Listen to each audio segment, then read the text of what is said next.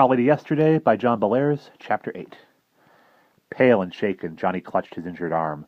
Near him, Fergie and the professor stood dead still and waited to see what would happen. The Phoenician galley's ram had smashed into the Turkish ship at an angle, and the two ships drifted on the water, locked together, while the acrid smoke of the flare still hung over them like a mantle of fog. The soldier, with the purple banner, hopped nimbly onto the deck of the Turkish ship and strode forward purposefully. He wore a shiny metal helmet that looked like an upside-down salad bowl, and his breastplate had an odd sort of metal skirt at the bottom. Behind him walked a short man with a well-trimmed beard. His face was sunburned and leathery, and his eyes were set in deep dark hollows. He wore a red cape and a puffy velvet hat that looked like an oversized beret, and his battle armor was gilded and covered with fancy engraved decorations. In his hand he carried a glittering sword. The bearded man looked grim, and he stopped in front of the professor, looking him over from head to toe. For a long time he stared at the flare gun the professor held in his right hand. Then, to everyone's surprise, he smiled slyly, as if he had a secret. The professor was very relieved. He bowed and began to speak, while Brewster hovered overhead and translated. "Greetings, my lord," the professor said. "I am a monk of the Franciscan order, and these are my companions. This weapon that I hold was invented by clever men in a far-off land. It frightens, but it's harmless." The bearded man looked around at the Turkish soldiers and sailors who were still cowering on the deck with their hands over their eyes. "I see," he said. With a grand flourish, he sheathed his sword and folded his arms. "You are under the protection of the Republic of Venice," he went on. "We have come to help the people of Constantinople, who are besieged, as you probably know. I am Admiral Piero Mocenigo, and I will aid you if I can." "It seems like everybody's an admiral around this place," Fergie muttered to Johnny. In a flash, the man turned to stare at him. Again, he smiled as if he knew a joke he wouldn't tell anybody. "I beg your pardon," he said, "but I don't think I heard what you said." Fergie's face turned red. "It wasn't important," he mumbled. The admiral laughed and turned quickly to the soldier who held the flag. He gave a quick series of orders. The Turkish prisoners were bound, and the galley slaves were to be set free. A surgeon would be brought to bind up Johnny's wound, and after that was done, the old man and the two boys were to be treated with every courtesy. Soon they would have dinner with the admiral in his cabin. With a stiff bow, the soldier turned away. When he was gone, the admiral heaved a relaxed sigh and fixed the professor with a penetrating stare. "Your Italian is pretty good," he said in perfect English, "but I suppose that's the result of a first-class education. Where'd you go? Harvard? Yale? Princeton?" The professor's jaw dropped. How could this man know about American colleges that didn't exist in 1453? And where had he learned to speak with an American accent? When Brewster translated, everyone sounded British. What on earth was going on? The admiral broke up. He threw up his head and laughed. The professor was annoyed. If there was something funny going on, he wanted to know about it instead of being kept in the dark.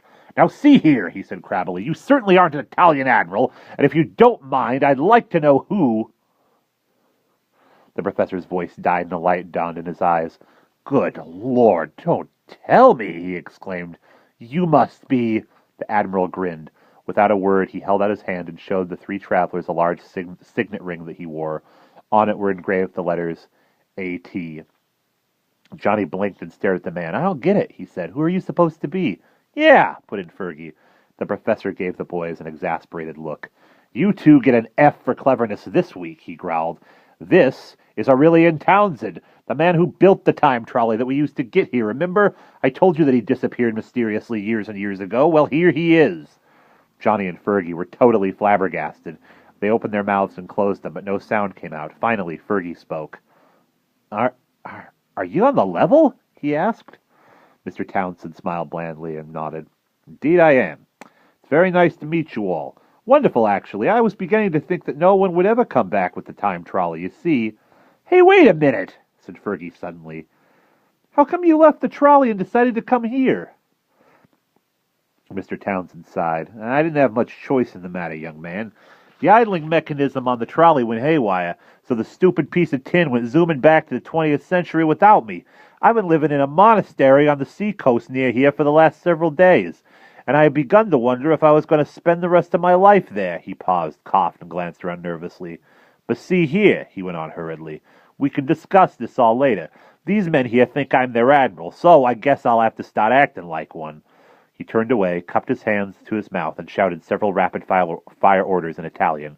Then he turned back to the three travelers and spoke to them in a low voice. Come to my cabin with me. My surgeon is there preparing a dressing for this young man's cut. And food is being brought. We can discuss what ought to be done, what we ought to do next, okay?"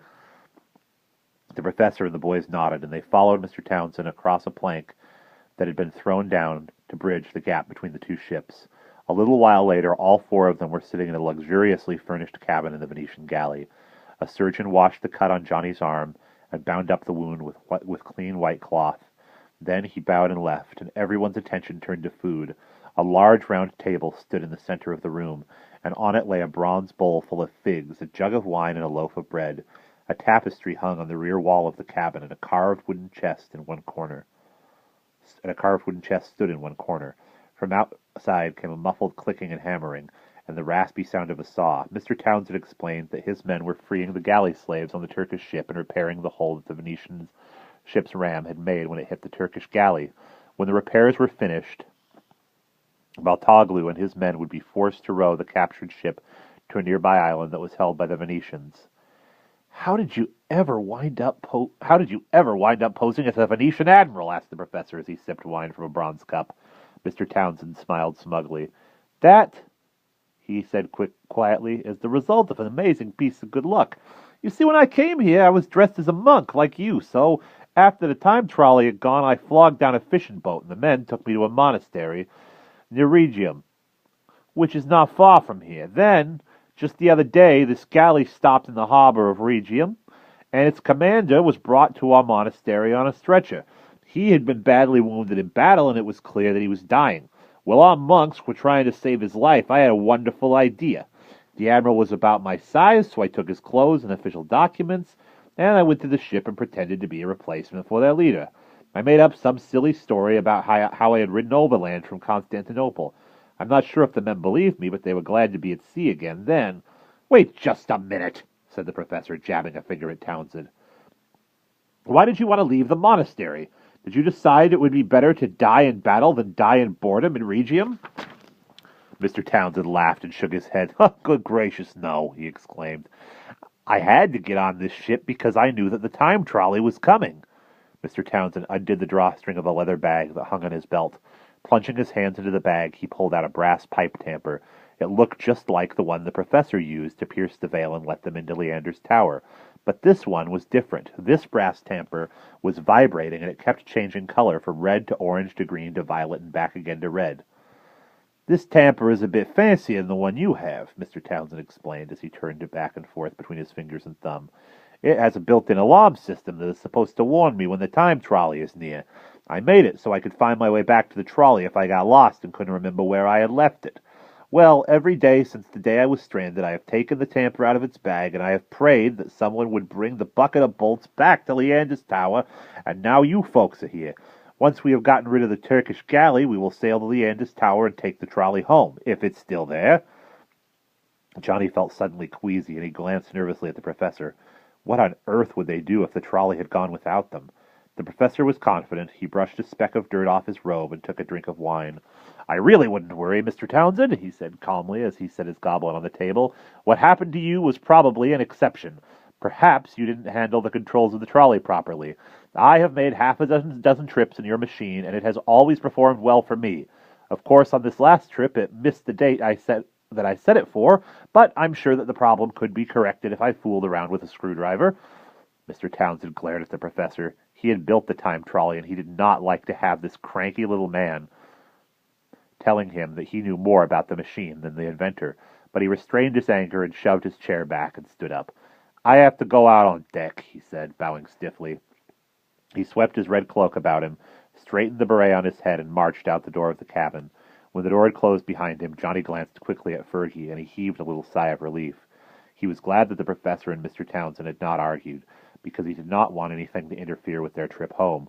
There was a dull pain in his arm, and he wanted Grandma or Doc Schermerhorn to look at his cut, to see if it was going to be all right. The sooner they were back in Leander's tower, the better. Minutes passed. Johnny, Fergie, and the professor munched figs, while Mr. Townsend shouted orders to the deck on the deck of the galley.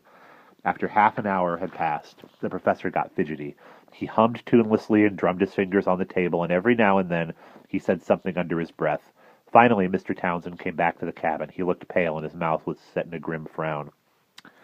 "It seems we have a few problems," he said as he sank wearily into his chair. "When our ship rammed the Turkish galley, about half of the oars on our starboard side was sheared off. I'm afraid we're going to have to make the trip to Leander's Tower by just using our sail. Normally that wouldn't be too difficult, but there's a storm coming up." The professor turned pale, and he swallowed hard. "A storm," he said in a trembling voice. Will it be a bad one?" Mr. Townsend shrugged. "Who knows? Storms blow up very quickly in the Sea of Marmara. And sometimes they're pretty fierce, but we have to try to get to the tower. We're leaving right now." The professor and the two boys followed Mr. Townsend out onto the deck of the galley.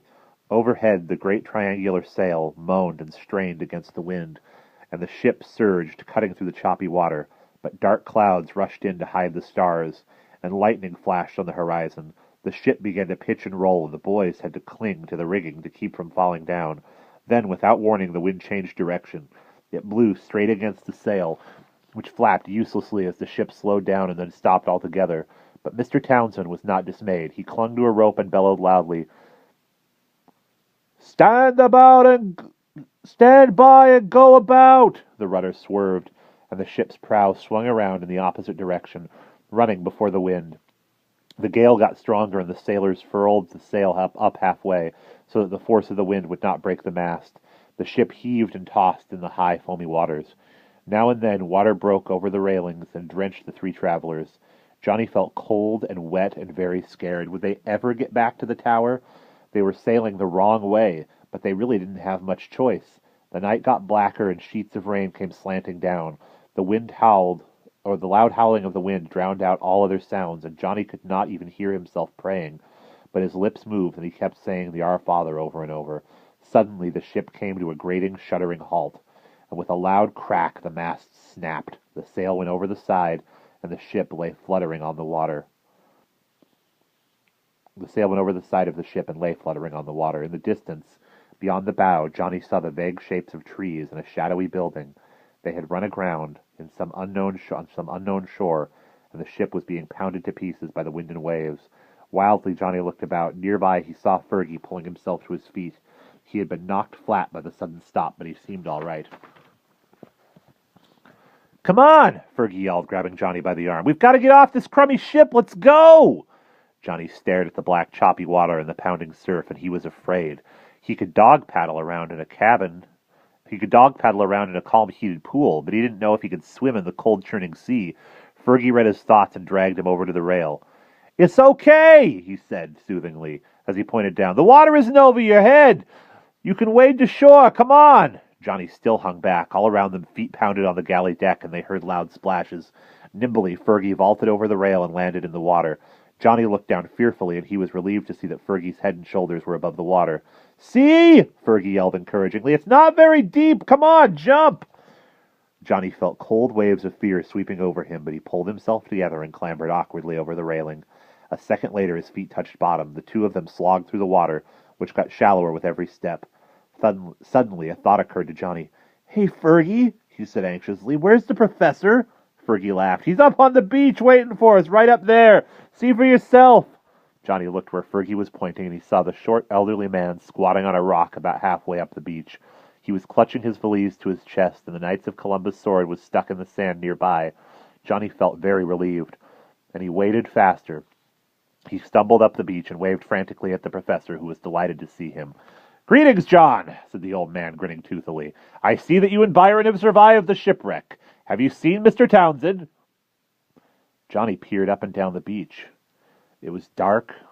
It was a dark night, and it was very hard to see anything or anybody. "I don't see him anywhere," he muttered glumly. "Do you think he got drowned?" And we will pause there.